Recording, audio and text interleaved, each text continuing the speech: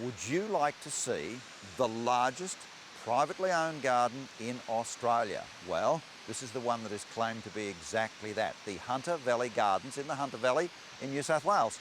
Over 25 hectares of gardens, and in fact there's a whole lot of themed gardens, themes from all over the world, 12 of them, and a whole range of plants. In fact, over 1 million ground cover plants alone.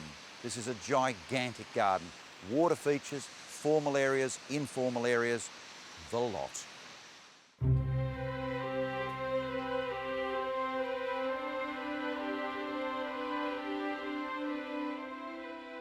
Well, if you want to bring the kids to the Hunter Valley Gardens, what about this? This is the Storybook Garden within it, and the kids are going to have the time of their lives here. This is obviously the Mad Hatter's tea party, but they've got Wee Willie Winky, and they've got Humpty Dumpty and Jack and Jill and all the rest of it.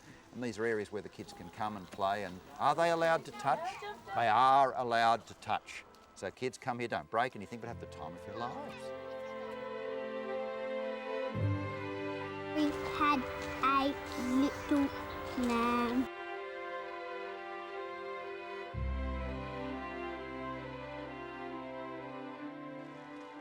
This is the border garden, the sort of thing that the French would call a parterre garden. And of course the thing about them is that they look, and you've got the great view from up there, they look sort of like a Persian carpet in basic design, lots of bits of geometry and shapes and things. Normally the shapes are done with some sort of box hedging. In this case it's Japanese box hedging and then English box for the pointier bits.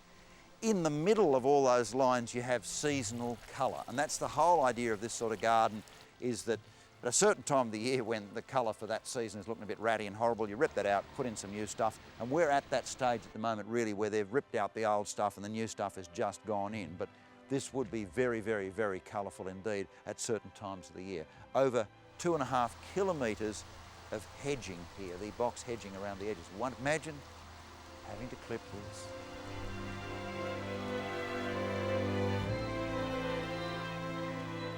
Well, this is the Japanese garden. Isn't it great? This is the pagoda above it.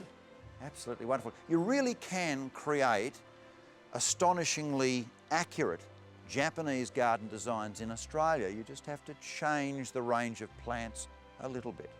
For instance, you're not going to have a great moss garden in the Hunter Valley. It's too hot and dry, but you can grow that Zoysia tenuifolium, which looks for all the world like moss, and you get the right effects.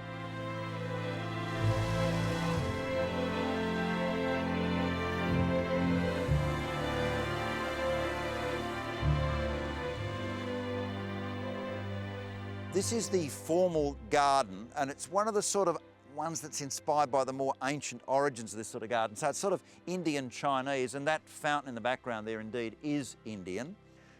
But this does follow the true lines of a formal garden. I hate to say this, but when you look at a lot of the formal gardens in Australia, by world standards, they're pretty terrible. And they fail because they don't understand basic geometry.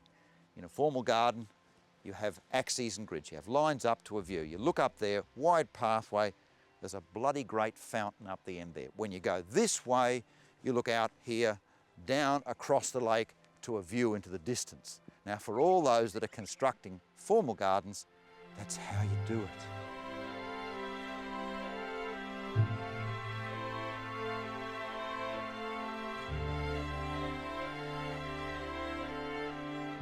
In here is the Chinese garden. Then you go through the Moon Gate into the Mosaic Garden, and this, whilst it's inspired perhaps by the Middle East or whatever, it's got a very modern feel to it. Lots of geometry, bits of gravel and colourful bits of foliage plants. Really quite fascinating. Have a look at that for a different look in a garden.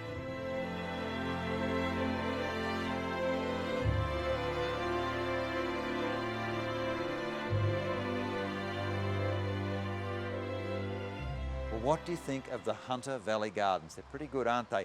In the years ahead, these really will develop into the most sensational gardens. They're still pretty good now though, but it's only 5 years old. Why not come here and have a look? So it's in Pokolbin, in the Hunter Valley, in New South Wales. There is an entry fee, but it's well worth paying the money to see really good gardens and maybe learn a whole lot of little interesting techniques, how you can do all the different styles of gardens, be it Japanese or Indian or whatever it might be. It's in the Hunter Valley.